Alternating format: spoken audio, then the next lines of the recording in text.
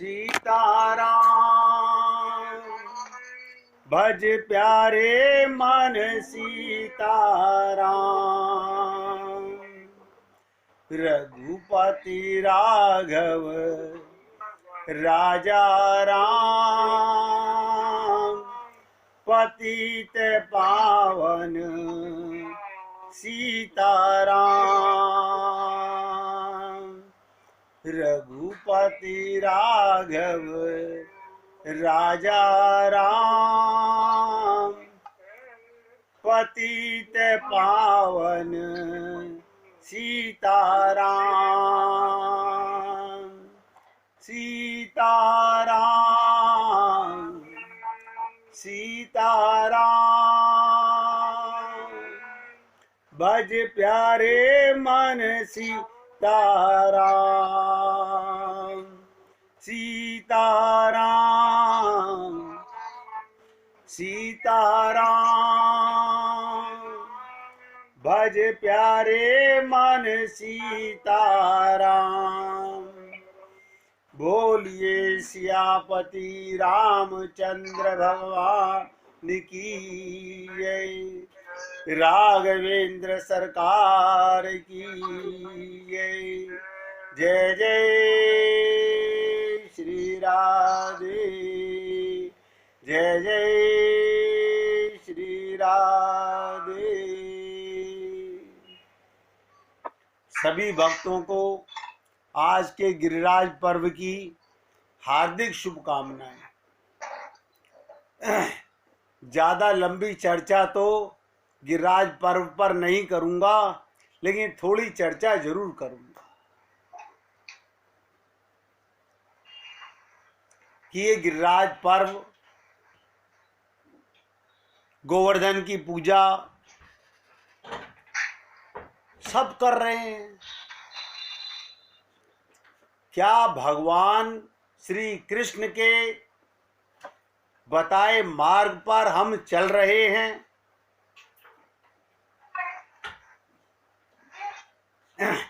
तो ये जो पूजा हम कर रहे हैं, इसका कौन सा लाभ हमें मिल रहा है, अभी हमें नहीं पता। जो संसार के लोग कर रहे हैं, जान रहे हैं, बहुत ध्यान से सुनिएगा, सरलता में बता रहा हूं। अगर डिटेल में समझाऊंगा तो गिरिराज पर्व को सुनाने के लिए ही कम से कम 1 सप्ताह चाहिए।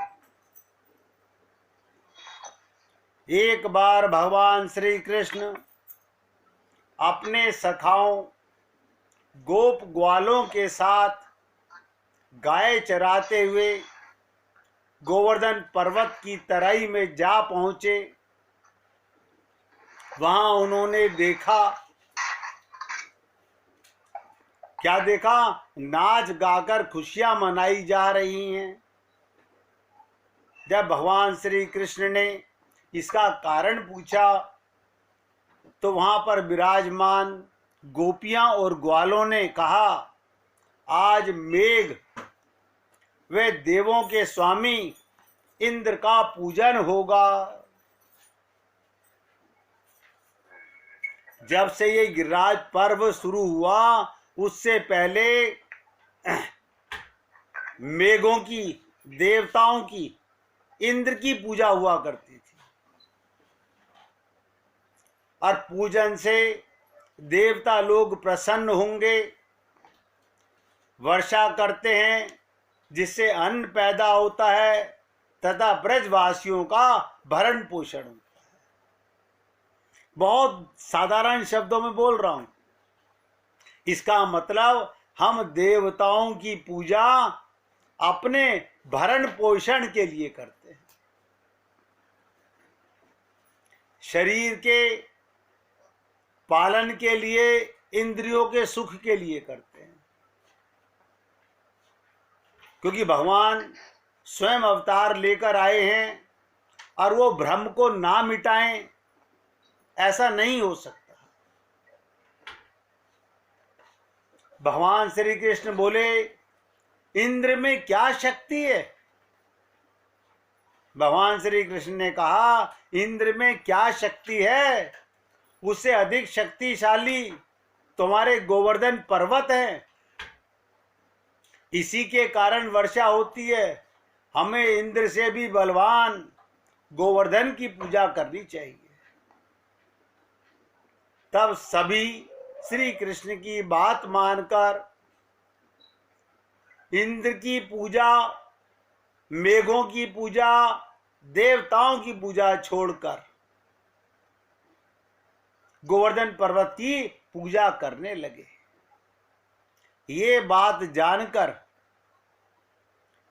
नारद जी ने देवराज इंद्र को बताया कि आज पृथ्वी पर आपकी पूजा नहीं, वहां पर एक पर्वत है गिरिराज, उसकी पूजा हो रही है। ये सुनकर इंद्र देवता को बहुत क्रोध आया।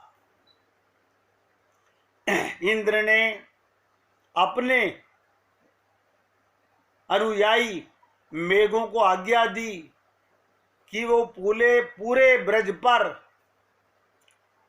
गोकुल में, वृंदावन में जाकर मूसलाधार बारिश करें और बारिश से भयभीत होकर सभी गोप ग्वाले श्री कृष्ण की शरण में गए और रक्षा की प्रार्थना करने लगे। गोप गोपियों की पुकार सुनकर भगवान श्री कृष्ण बोले, तुम सब के सब गोवर्धन पर्वत की शरण में चलो। मैंने तुम्हें गोवर्धन पर्वत की पूजा करने के लिए कहा है, हमें उन्हीं की शरण में चलना चाहिए। वो सब की रक्षा करेंगे। सब गोप ग्वाले पशुधन सहित गोवर्धन की तराई में आ पहुंचे। वहां क्या किया भगवान ने? गोवर्धन को अपनी उंगली पर उठाकर छाते की तरह तान दिया। गोप ग्वाले 7 दिन तक उसी गिरिराज के नीचे रहकर अतिवृष्टि से बच गए। भगवान ने केवल इतना नहीं किया, भगवान श्री कृष्ण ने अपने भाई बलराम को कहा, आप शेषनाग के अवतार हैं, जहां से मैंने ये उखाड़ा है पर्वत, आप उसके चारों तरफ घेरा बना लो, एक बूंद पानी अंदर प्रवेश ना कर सके। और अपने सुदर्शन चक्र को पर्वत के ऊपर इतनी गति से घुमाया भगवान ने, एक जल की बूंद भी उस पर नहीं पड़ी। ये चमत्कार देखकर ब्रह्मा जी द्वारा श्री कृष्ण अवतार की बात जानकर इंद्र देवता को, गहराई से सुनिएगा, अपनी मूर्खता पर पश्चाताप करते हुए भगवान श्री कृष्ण से क्षमा याचना करने लगे। और श्री कृष्ण ने 7वें दिन जब गोवर्धन को नीचे रखा और ब्रजवासियों से कहा, अब तुम प्रतिवर्ष गोवर्धन पूजा कर अन्नकूट का पर्व मनाया करो। तभी से ये पर्व गोवर्धन पूजा के नाम से प्रचलित हो गया। इसकी महत्व क्या, इसकी इंपॉर्टेंस क्या है? आप और हम लोग मनाते तो हैं लेकिन जानते नहीं। लकीर के फकीर हैं, जो पंडित जी ने बता दिया वो हम पूजा कर लेते हैं। ध्यान से सुनिएगा, हमारे कृषि प्रधान देश में गोवर्धन पूजा जैसे प्रेरणाप्रद पर्व की अत्यंत आवश्यकता है। इसके पीछे एक महान संदेश पृथ्वी और गाय दोनों की उन्नति तथा विकास की ओर ध्यान देना है। अन्नकूट का महोत्सव भी गोवर्धन पूजा के दिन कार्तिक शुक्ल प्रतिपदा को ही मनाया जाता है। ये ब्रजवासियों का मुख्य त्योहार है। अन्नकूट या गोवर्धन पूजा, ध्यान से सुनिए, अन्नकूट या गोवर्धन पूजा का पर्व यूं तो अति प्राचीन काल से मनाया जाता रहा है, लेकिन आज जो विधान मौजूद है वो भगवान श्री कृष्ण की इस धरा पर अवतरित होने के बाद द्वापर युग से आरंभ हुआ है। उस समय जहां वर्षा के देवता इंद्र की ही उस दिन पूजा की जाती थी, वही अब गोवर्धन पूजा में प्रचलन में आ गई है। धर्म ग्रंथों में इस दिन इंद्र, वरुण, अग्नि आदि देवताओं की पूजा करने का उल्लेख कहीं नहीं मिलता। किसी धर्म ग्रंथ में इंद्र की, वरुण की, अग्नि की, देवताओं की पूजा का उल्लेख नहीं मिलता। ये पूजन पशु धन, वो अन्न आदि के भंडार के लिए किया जाता है। बालखिल्य ऋषि का कहना है अन्नकूट और गोवर्धन उत्सव भगवान विष्णु की प्रसन्नता के लिए मनाया जाता है। इन पर्वों में गायों का कल्याण होता है, पुत्र पौत्रादि संततियां प्राप्त होती हैं, ऐश्वर्य और सुख प्राप्त होता है। कार्तिक के महीने में जो भी जप, हवन, अर्चना किया जाता है, इन सब का फल भगवत प्रेम पाना है। संसार का, शरीर का और इंद्रियों का सुख पाना नहीं है। बहुत गहराई से समझिएगा। हम लोग यही सब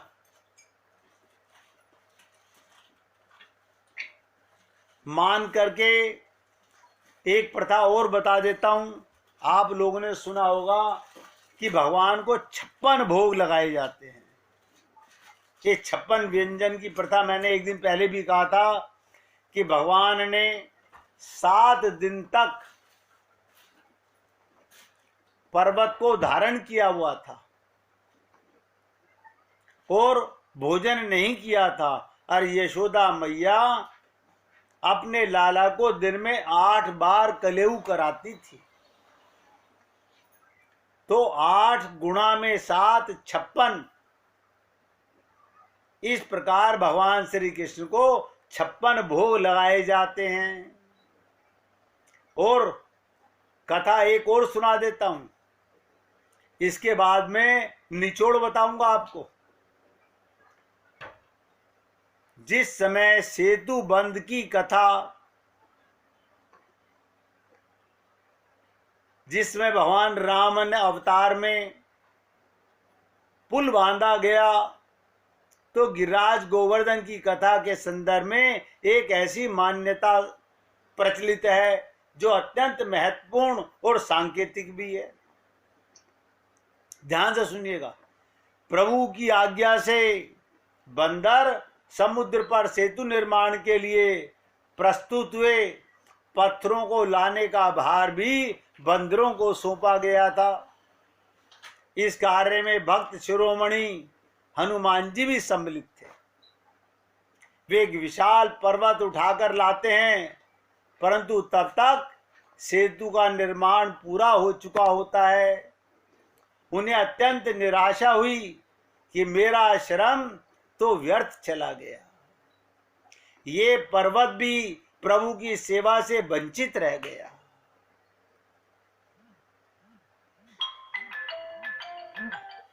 राम भद्र ने उनकी हृदय की पीड़ा को समझ लिया। भगवान राम हनुमान जी के हृदय की पीड़ा को समझकर उन्होंने अंजने को आदेश दिया वो ब्रज में जाकर इस पर्वत को स्थापित करें। भविष्य में जब मेरा कृष्ण अवतार होगा तब इसके माध्यम से ये कार्य संपन्न करूंगा जो अपने आप में अद्वितीय होगा। तब भगवान हनुमान आंजनेय ने आदेश का पालन करते हुए उस पर्वत को ब्रजभूमि में स्थापित कर दिया और ये गिरिराज पर्वत के रूप में प्रसिद्ध हो गया। भगवान के इसके माध्यम से भक्त की महिमा को बढ़ा दिया। सेतु निर्माण मानो भव सागर से पार होने की, बहुत ध्यान से सुनिएगा, सेतु निर्माण मतलब भव सागर से पार होने की प्रक्रिया का परिचायक था। और भव सागर से पार होना भी अत्यंत कठिन काम है, किंतु भक्त के द्वारा लाए गए पर्वत के माध्यम से जब उन्हें ब्रजवासियों को अपने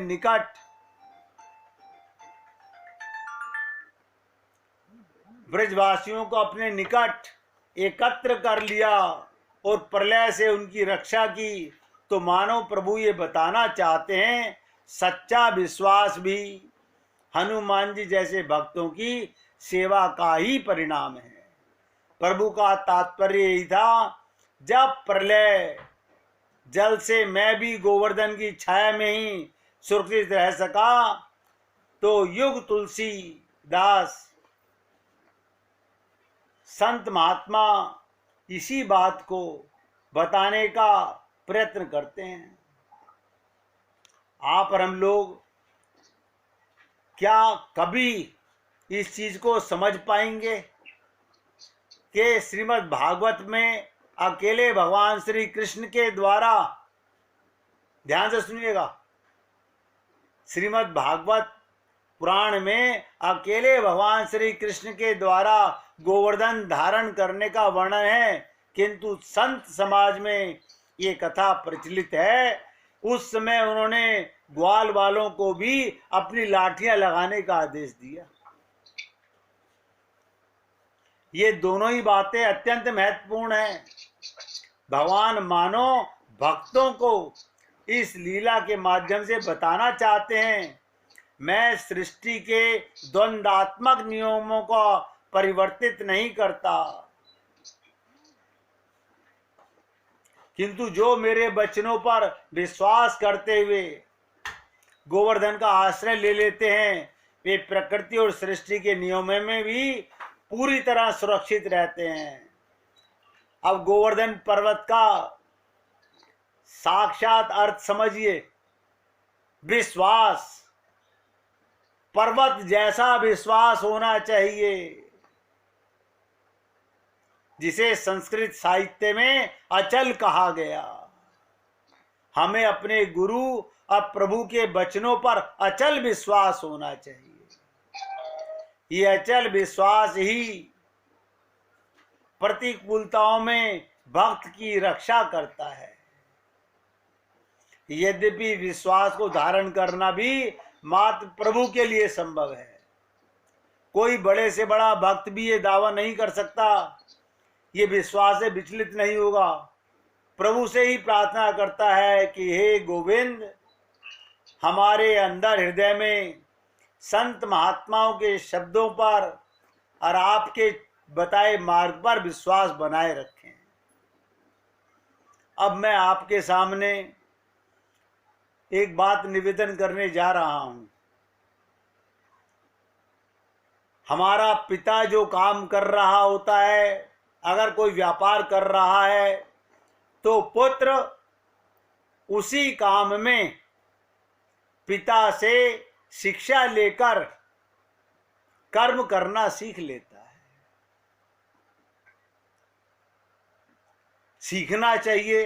कारखानेदार का बच्चा कारखाना चलाने लगता है, दुकानदार का बच्चा दुकान चलाने लगता है, वकील का बच्चा वकालत सीखना चाहता है, डॉक्टर का बच्चा डॉक्टरी सीखना चाहता है। तो आप और हम लोगों को यह भी समझना चाहिए,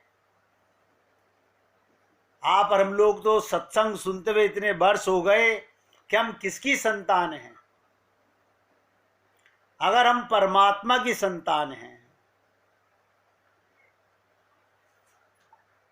रामावतार में, कृष्णावतार में भगवान हमें कौन सी शिक्षा दे रहे हैं? क्या कर रहे हैं भगवान? आप अभी जब रामलीला के दिन आते हैं तो क्या बोलते हैं? हम रामलीला देखने जा रहे हैं। हमारे आदर्श पिता भगवान राम हैं, हम कृष्ण लीला सुनने जा रहे हैं। हमारे पिता अगर भगवान श्री कृष्ण हैं तो उन्होंने हमें क्या आदेश दिया? हमें क्या मानना चाहिए था? कि संसार में लीला करो। और लीला का अर्थ सब जानते हैं, क्या होता है? एक्टिंग। एक्टिंग करो। लेकिन हमने क्या करा? भगवान की बात को, हम भगवान को तो मानते हैं, हम राम को भी मानते हैं, कृष्ण को भी मानते हैं, लेकिन उनकी बताए हुए लीला के मार्ग पर नहीं चलना चाहते। आप सोचिएगा, बस इतनी सी बात है। हमें संसार में भगवान ने लीला करने के लिए कहा। भगवान ने कहा संसार में लीला करो, उसके लिए मैंने तुम्हें शरीर दिया, उसके लिए तुम्हें इंद्रियां दी, और अपना लक्ष्य भगवत प्राप्ति, माम एकम शरणम ब्रज, मत भूलो। लेकिन हम लोगों ने क्या कहा कि प्रभु जी आपने हमें लीला के लिए कहा है, हम आपके साथ तो लीला करेंगे, हम भगवान के साथ लीला कर रहे हैं। मैं बहुत कड़वे शब्दों में आपसे बोल रहा हूं। हम सब लोग शरीर से अपने को स्त्री पुरुष मानकर, परिवार से, रिश्तेदारों से शरीर मानकर प्रेम कर रहे हैं। भगवान के साथ मंदिर में जाकर हम एक्टिंग कर रहे हैं। हमने भगवान की बातों को नहीं माना, अन्यथा करना क्या था? संसार से एक्टिंग करो और भगवान से प्रेम करो। भाई यहीं पर आकर के हमारी बात बिगड़ गई, हमारा कल्याण क्यों नहीं हो पा रहा? अब आप क्या कहेंगे? क्या माता से प्रेम करना पाप है? पिता से प्रेम करना पाप है? पत्नी से प्रेम करना पाप है? बिल्कुल सत्य है, करना चाहिए। ध्यान से सुनिएगा। क्या मानकर, क्या मान के प्रेम करना चाहिए? क्योंकि इसमें मेरा परमात्मा विराजमान है। हम वो मान के प्रेम नहीं करते, हम शरीर का संबंध मान के प्रेम करते हैं। भाई ये एक हमारी बहुत बड़ी कमजोरी है, जिसके कारण ही हम अनंत जन्मों से आज तक ना तो भगवान राम की बात को मान सके और ना कृष्ण की बात को मान सके। भगवान लीला के अंदर भगवान राम लक्ष्मण से कह रहे हैं कि लक्ष्मण, माता पिता बूढ़े हैं, आप इनकी सेवा करो, गुरु की सेवा करो। और भगवान राम से लक्ष्मण क्या कह रहे हैं? मैं किसी माता को, किसी पिता को, ध्यान से सुनिएगा, किसी गुरु को नहीं मानता। मोरे मातु पितु गुरु स्वामी केवल आप हो। इसलिए आप मुझे ये उल्टा पाठ मत पढ़ाओ। हम लोग अपने को कहते हैं हमारे गुरुदेव इस संप्रदाय के हैं। अब आप सोचिएगा, ये लक्ष्मण के ही अवतार रामानुज संप्रदाय के रामानुज स्वामी जी हैं, और वो क्या कह रहे हैं? मेरे तो भगवान, तुम ही माता, तुम ही पिता, तुम ही गुरु हो। हम नहीं मानते, हम किसी गुरु की बात को नहीं मानते, भगवान की बात को नहीं मानते। तो आप सोचिएगा हमारा कल्याण होगा कैसे? भगवान श्री कृष्ण ने गीता के माध्यम से, भागवत के माध्यम से अनेक जगह पर ये बात कही माम एकम शरणम ब्रज। लेकिन मैं फिर आपसे निवेदन कर रहा हूं, जब तक आप अपने परिवार के किसी भी मेंबर से प्रेम कीजिए, प्रेम पाप नहीं है, प्रेम की पराकाष्ठा है उसमें भगवान का साक्षात्कार करना, जो हम नहीं करते। ये हमारी त्रुटि है। तो गिरिराज पर्वत की आज सबसे बड़ी विशेष बात, गिरिराज का पर्वत का अचल का मतलब होता है विश्वास। अब आप समझ लीजिएगा, हम विश्वास की पूजा करें, अपने गुरु के शब्दों पर विश्वास करें, भगवान के बताए मार्ग पर विश्वास करें, तो हमारा कल्याण सुनिश्चित होगा।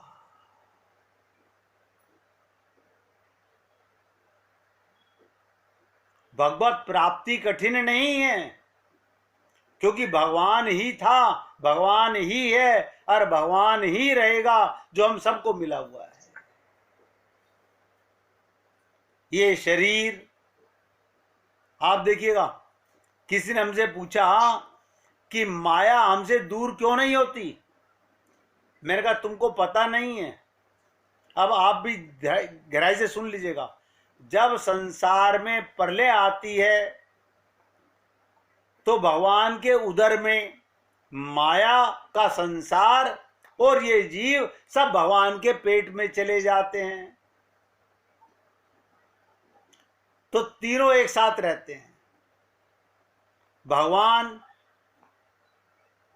माया और जीव। क्यों? क्योंकि दोनों भगवान की शक्तियां हैं। अब देखिएगा, माया भगवान की शक्ति है, भगवान माया की शक्ति में प्रवेश कर जाते हैं।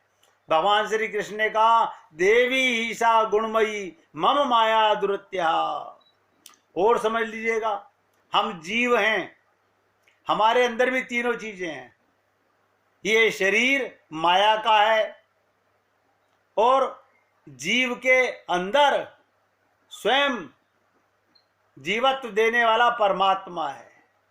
आपको ये तीनों तत्व समझने के लिए अपने शरीर से समझ लीजिएगा। शरीर पंचमहाभूत माया का है, आप चेतन जीव हैं और आपके साथ सदा रहने वाला परमात्मा है। जो असली ज्ञान था, हमने पिता का व्यापार तो सीख लिया, हमने पिता का ज्ञान तो सीख लिया, भगवान राम की, भगवान कृष्ण की लीलाओं को जीवन में नहीं उतारा। हमें क्या करना है? केवल लीला करनी है, एक्टिंग करनी है। भगवान ने क्या किया? एक्टिंग की। और मैंने आपको कल भी बताया था कि भगवान ने कैसी कैसी विचित्र एक्टिंगें की हैं। गुप्त लीला कल मैंने आपके सामने तीन बताई कि भगवान राम ने किस प्रकार से तीन मैंने आपको लीलाएं बताई कि गुप्त लीलाएं की। वही आपको और हमें भी, हमें और आपको भी वही लीला करनी है। क्या लीला करनी है? गुप्त लीला क्या होती है? ध्यान से सुनिएगा। हमें करनी है कि राम ही केवल प्रेम प्यारा, और संसार में किसी का अपमान नहीं करना। इनके साथ लीला एक्टिंग करनी है कि हम तुम्हें बहुत प्यार करते हैं, लेकिन हम नहीं करते ऐसा। हमने कहा भगवान आप हमें सिखा रहे हो, हम आपके साथ ही लीला करेंगे। हमने इसका उल्टा काम किया। अब लगे हाथ, आगे बढ़ने से पहले भगवान श्री राम की एक गुप्त लीला और सुन लीजिए।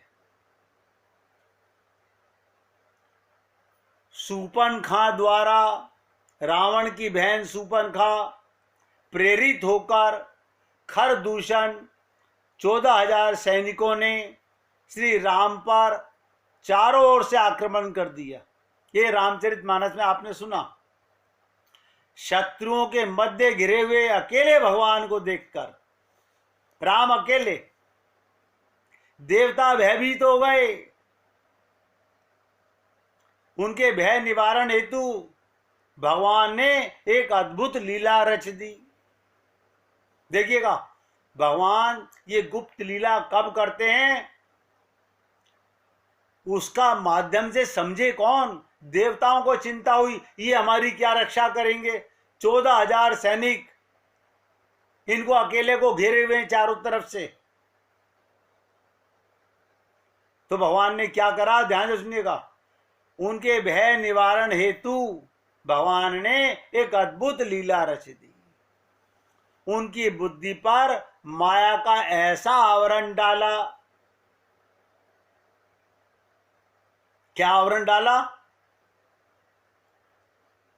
कि सारे सैनिक एक दूसरे को राम समझने लगे।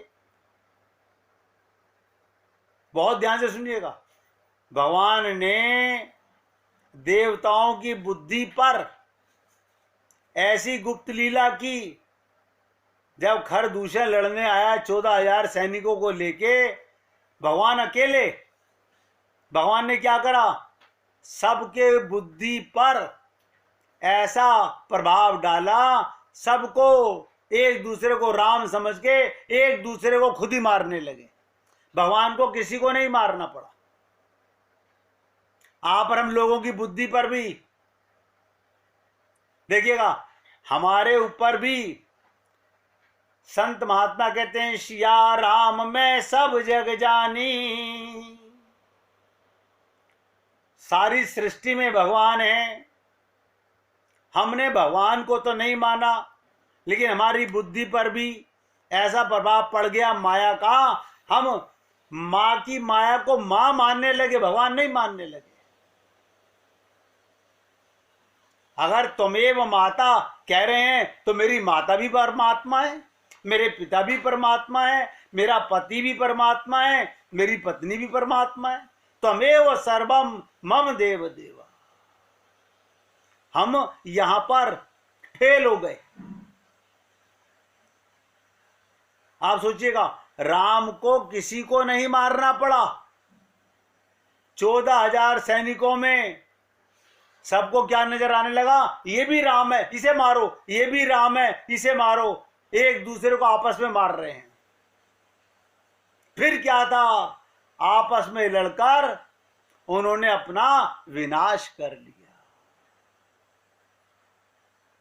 हमारी बुद्धि भी माया की है, हम भी आपस में ही ममता, आपस में ही क्रोध, आपस में ही राग और आपस में ही द्वेष कर रहे हैं। हम भी आपस में लड़े जा रहे हैं, एक दूसरे को मिटाने में लगे हुए हैं। ये हमारी बुद्धि के ऊपर माया का प्रभाव है।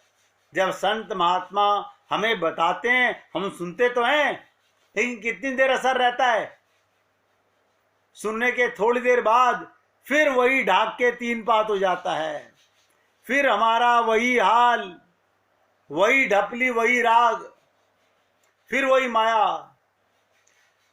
रामचरितमानस में आया, सुरमुनि सबे प्रभु देखी माया नाथ अति कौतुक करो। ये मायानाथ ने ऐसी लीला की, देखई परस्पर राम करी संग्राम, रिपु दल लरी मर्यो। आपस में लड़ लड़ के मर गए। और आप और हम लोग आपस में ही शरीरों में ममता मोह कर करके वंश चला रहे हैं। राम का वंश चलाना पाप नहीं है, लेकिन मैं अपने पिता का वंश चला रहा हूं, मैं अपने दादा का वंश चला रहा हूं। ये अज्ञानता की निशानी है। तो मैं आपके सामने ये पर्दा उठाना चाहता हूं कि भगवान के अंतरंग लीला पर पटाक्षेप करते हुए गोस्वामी तुलसीदास जी जब लंका विजय करके भगवान अयोध्या में 14 वर्ष के प्रतीक्षा बाद में आए, तो भगवान भक्त वत्सल, भगवान ने क्या करा, सारी अयोध्या, अब ध्यान से सुनिएगा, भगवान ने फिर एक लीला की, लगे हाथ वो भी सुन लीजिएगा। भगवान ने क्या लीला की, अयोध्या में जितनी जनता थी सब चाहते हैं मैं राम से जाके मिलूं, मैं राम के गले लगूं, मैं राम से मिलूं और राम के गले लगूं। तो भगवान ने क्या लीला की, बोले अगर मैं लाइन लगा लूं कि एक एक जन आओ और मेरे से गले मिलो, तो कई साल लग जाएंगे गले मिलने में। तो भगवान ने क्या लीला की, प्रेमातुर सब लोग निहारी, कौतुक कीने कृपालु खरारी, अमित रूप प्रगटे तेहि काला, जथा जोग मिले सबही कृपाला। कमाल हो गया, भगवान राम ने अपने आप को अनंत रूपों में बांट लिया, और जितने लोग एक दूसरे को देख रहे हैं, आओ मेरे राम, आओ मेरे राम, आओ मेरे राम, सबको ये लगा कि मैं राम से ही भेंट कर रहा हूं। आप 1 मिनट कीर्तन कीजिए,